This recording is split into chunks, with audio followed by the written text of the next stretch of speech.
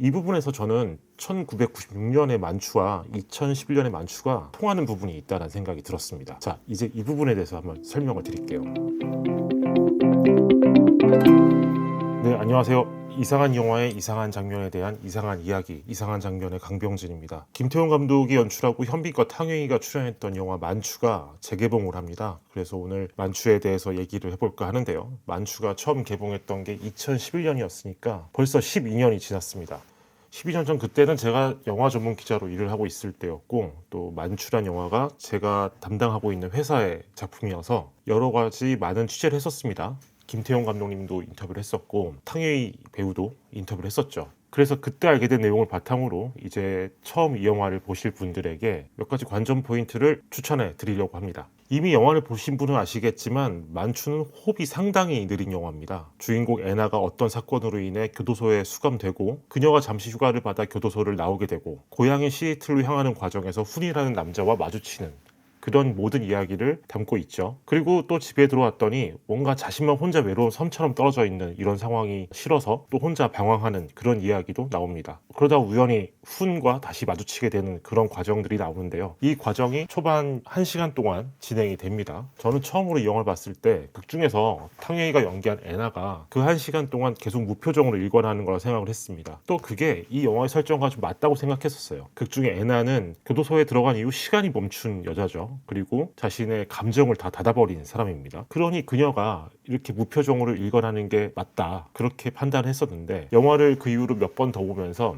아주 미묘하게 탕웨이의 표정이 조금씩 바뀐다는 걸 알 수 있었어요. 현빈이 연기하는 훈이라는 남자가 이렇게 걸어오는 말과 장난 이런 거에 아주 미묘하게 반응을 하거든요. 저는 그래서 영화를 이제 처음 보시는 분들이 이 처음 1시간 동안 탕웨이의 표정에 한번 집중해서 보셨으면 합니다. 꽤 흔치 않은 그 영화의 경험이 될 거라 생각을 하거든요. 예전에 김태형 감독님한테도 이러한 연출을 하게 된 의도에 대해서 한번 물어본 적이 있었습니다. 그때 김태형 감독이 이렇게 얘기를 했어요. 아무런 감정을 지니지 않은 것 같은 사람이 세상에 이런 감정도 있었구나 라는 걸 깨닫는 순간이 있을 거라고 나름의 가설을 세웠다. 배우가 표현을 하지 않으면서도 다이내믹하게 보일 수 있었으면 했다. 재밌는 건 실제의 탕웨이가 전혀 그렇지 않다는 거였다. 촬영을 하는 동안 탕웨이는 여기서는 더 따뜻해야 하지 않냐, 화를 내야 하지 않냐고 했었다. 그녀의 그런 바람이 너무 크기 때문에 오히려 무표정으로 연기를 해도 그런 감정들이 다 드러날 것 같았다. 이 말을 들어보면은 영화 속에 애나가 보이는 미묘한 표정들이 어느 정도 이해가 가능할 겁니다. 그래서 다시 말씀드리지만 이 영화를 처음 보는 분들은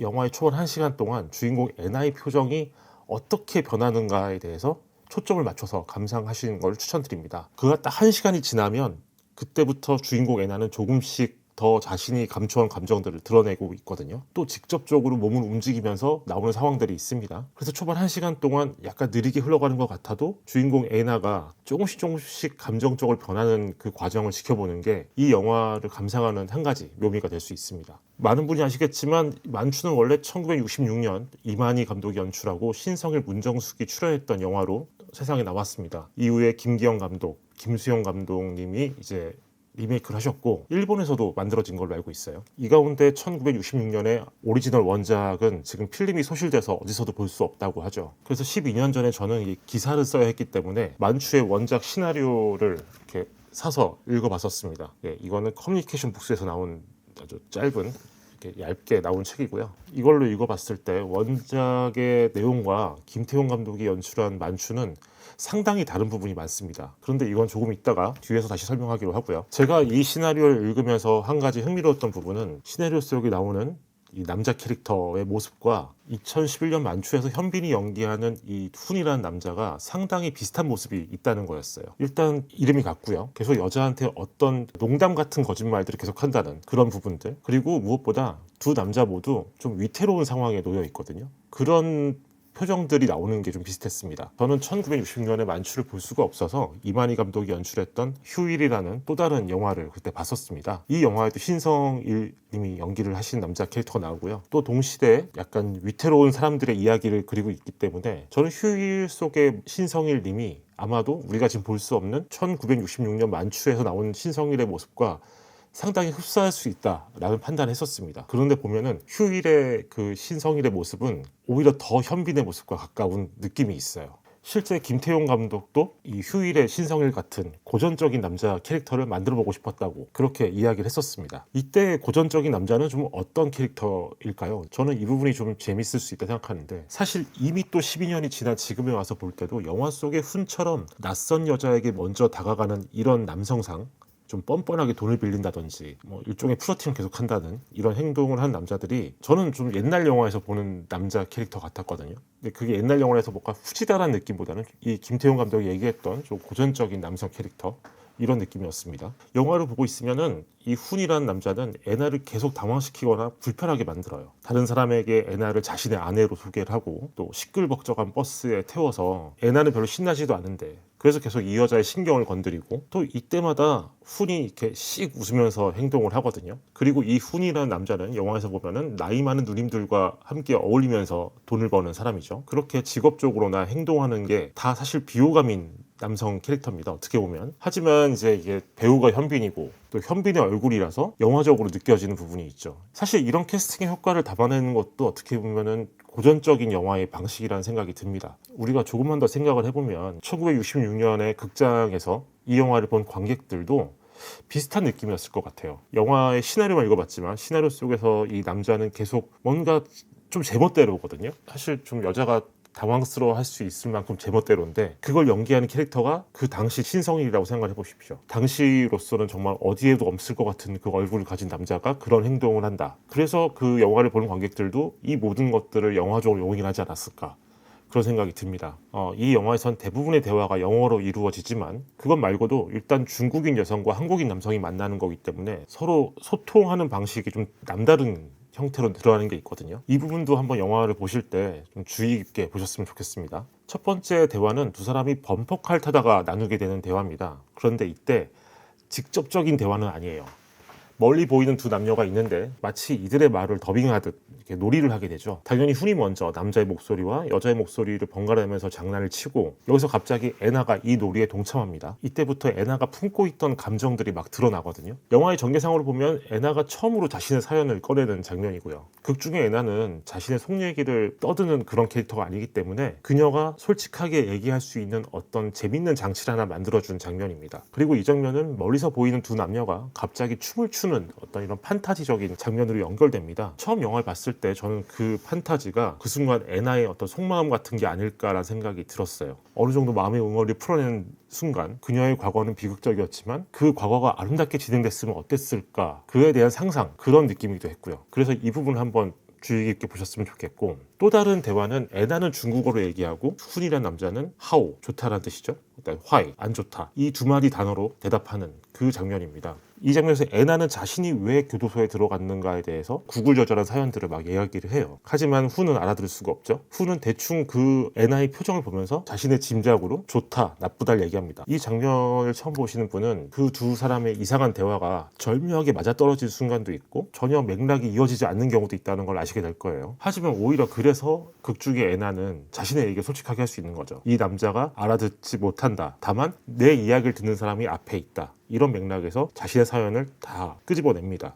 그리고 훈이란 남자는 이 여자가 구체적으로 어떤 일을 겪었는지는 알 수 없지만 대략 어떤 안 좋은, 좀 슬픈 사연이 있었겠구나, 그렇게 어느 정도 파악을 할 뿐이죠. 이 부분에서 저는 1996년의 만추와 2011년의 만추가 통하는 부분이 있다는 생각이 들었습니다. 자, 이제 이 부분에 대해서 한번 설명을 드릴게요. 2011년의 만추를 본 후 1966년 만추의 시나리오를 처음 읽었을 때 저는 두 영화가 너무 다르다고 생각했었습니다. 가장 다른 부분은 여자 주인공의 사연을 어디까지 드러내는가, 바로 그 부분입니다. 2011년의 만추에서는 애나가 왜 남편을 죽이게 됐는가, 그에 대한 모든 이야기가 나오고, 그리고 사건이 발단이 된 사람에게 원망을 퍼붓는 그런 장면까지 나오죠. 하지만 1966년의 만추에서는 이 여자가 무슨 죄를 저질렀는지, 왜 그런 죄를 지게 되었는가에 대해서 전혀 알려주는 바가 없습니다. 이런 설정에 대해서 처음 시나리오를 쓰신 김지연 작가님이 한국영상자료원과의 어떤 구술 인터뷰에서 그냥 딱 이렇게 얘기를 했어요. 그냥 뚜렷이 알 필요가 없지 않냐, 오히려 뭔지 모르는 게 더 재밌을 것 같아서 그렇게 했다. 그래서 1960년에 그 만추에서는 이 정도로 묘사가 됩니다. 여자 주인공 혜림이 남자 훈에게 내가 무슨 죄를 지었는지 궁금하지 않냐, 이렇게 물어봐요. 그때 남자 훈이 이렇게 대답을 합니다. 그건 알고 싶지 않습니다. 죄진 자는 자기 나름의 절박한 이유가 있으니까요. 없어서 훔쳤고 욕심이 나서 빼앗았고